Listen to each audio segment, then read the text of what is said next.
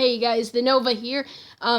We are going today, it's going to be a little bit of kind of a different video. We are going to be reacting to the Odd Ones Out videos. Yeah. So, there was one that I really wanted and everybody's saying, yeah, this one, sooubway. I guess my sisters have been watching this. I think so, that everyone at some point in their life wait, let me do my intro, man. Okay, so thank you for tuning in back to the Nova.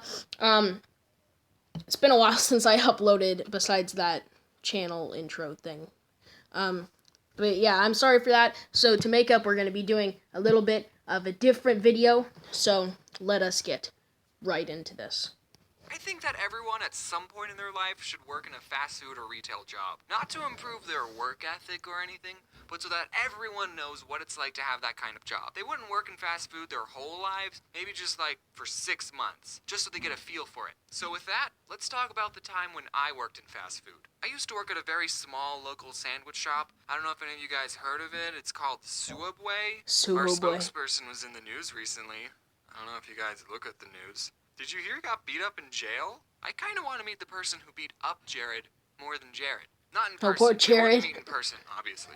But like, he would be behind bars, and I would just look at the guy who beat up my spokesperson. How many people get to say that they beat up a fast food icon who is also a pedophile? Only one, and it's that guy. Okay, but seriously, guys, working at Subway was probably one of the most easiest jobs out there. I don't know why I'm about to complain about it to you guys. We got free cookies. And oh, I need that job. I need that job right now. I was actually working at Subway when I made that comic. I just think it adds sort of a little bit of value to it. You see, the owners, who were husband and wife, can you believe it, of the Subway I worked at owned 2 stores. One of the Subway stores was in a Walmart on an Indian reservation, because we have those in Arizona, and the other Subway was the Subway I worked at. And since the Walmart store was always busy, the owners would spend 99% of their time at that store. So I didn't really have a boss most of the time. On the off chance the owners did show up, they would just pick up some food and then they would make sure I was making sandwiches the right way. And every time I made a sandwich in front of them, they would always find something wrong with it, without fail. You put on too many olives. Do you know, according to the Subway formula,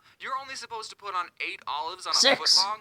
8! 6! One for every other bite. That's just ridiculous. Can you imagine someone just counting out 8 olives? 6. Nobody does that. I usually worked the closing shift, and at the end of the night, we would turn the alarm and we had 60 seconds to get out of the store. But one time I had the opening shift, so I unlocked the door to get in with my key, and the alarm went beep, beep. Meaning I had 60 seconds to turn it off. No big deal, right? I've turned the alarm on all the time when I was closing. So I go to the little control panel, and I type in the code, and nothing happens. The beeping is still there, and the clock is still taken down. So I go, okay, I'm going to press each button very carefully. Yeah. I'm going to make sure each button makes a beep when I press it. Beep, beep, beep. Nothing still happens. So I go, okay, I'm going to make sure to press each button very carefully. And I start thinking, did they change the passcode without telling me? Oh, they better not have. I know, so we're just going to try it again. And I press each button very carefully. Beep, beep, beep. It goes quiet. Did he get it? And then the alarm goes off. I still had like 20 seconds left. But I guess when you get it wrong 3 times, it automatically assumes that you're a burglar. So while the alarm is going off, I look on the contact sheet for the owner's cell phone number. I step outside, I call him, and he doesn't pick up. So I go back inside, find the number for the other Subway store. They open an hour before we do. Someone picks up with their stupid voice. Oh, thank you for calling Subway. I'm blah, blah, blah, blah, blah, blah, blah. How may I help you? And I go, hey, is Mike there? It's not his real name, guys, don't worry. And they go, just a minute. Yeah, sure, I have all the time in the world. The cops might be on their way, but oh my goodness, why does that keep happening? Mike picks up. Yellow. Hey, Mike, this is James. What's the passcode for the alarm? Who is this? It's James. What's the passcode? What are you doing there, James? Why aren't you answering the question? I didn't say that. Shift. Is the alarm going off? Yeah, no one told me the new code. Yeah, we changed it. It's the last 4 digits of your social security number. Oh, okay. It's thanks, different Mike. for everyone. I don't know my social security number. So I finally get the alarm off. No one showed up, thankfully. Which I actually don't know if that's a good thing or not. Now yeah, it's probably not. We did have a store manager who would like make the schedule and sometimes James. Can you guys do a better job at your job? But other than that, she was cool. She watches my videos, and so do her little brothers. They're big fans. Shout out to Ivan and Andy. Those are the brothers. So get this. At Subway, you only work with one other person. Just you and them in an empty Subway for 5 hours. I mean, we weren't like empty all the time.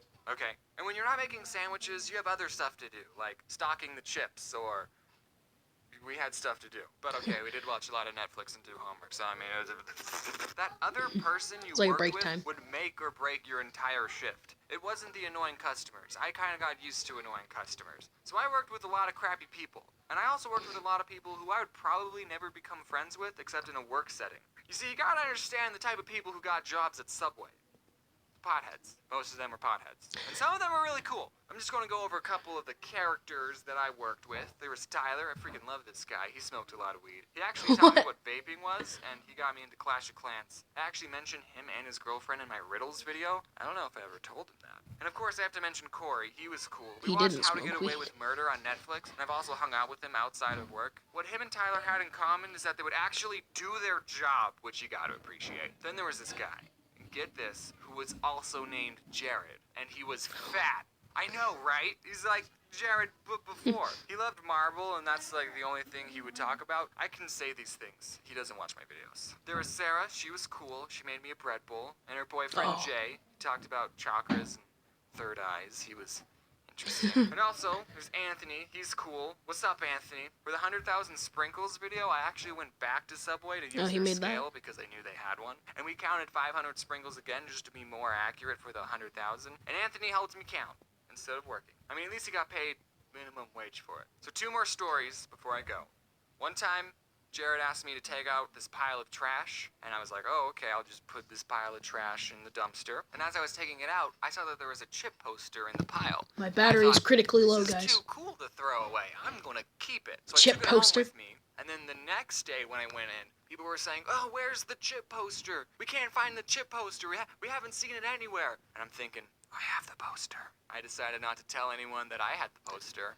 It's still hanging up in my room. Sorry, my mom threw it away. This now. Okay, and then the other story, I was working with a manager, and we were just making sandwiches like usual. And I noticed that when we toasted a sandwich, it would burn the paper a little on the edges. That probably shouldn't be happening. So then a customer asks for just bacon toasted, and the boss lady puts Who asked for just bacon? Puts it in the toaster. And we don't have a setting for just bacon. Yeah, nobody does that. So then when she that. opens the toaster, there was a fire on the bacon. So then she starts to whack it with the little metal tray thing, but all she ended up doing was fanning the flames, making the fire bigger.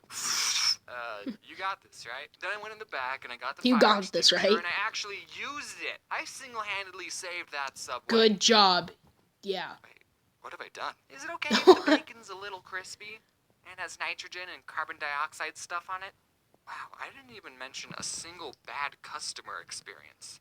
Well, I don't want the video to be too long. I should make a part 2. I'm gonna always making part 2, yay! Okay. Well, I make it bigger. Okay, I actually really like that. That was really funny. I will definitely be reacting to his next one, because there seems to be a little drooling person right there.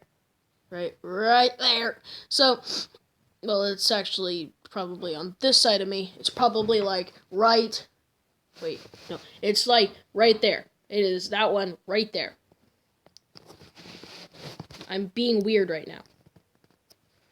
That lady right there, she's so weird. Yes. But anyway, guys, thank you so much for tuning into the Nova. Please consider liking and subscribing. It would really help me out growing. And I will see you guys next time. Goodbye. Now pay me my stinking money!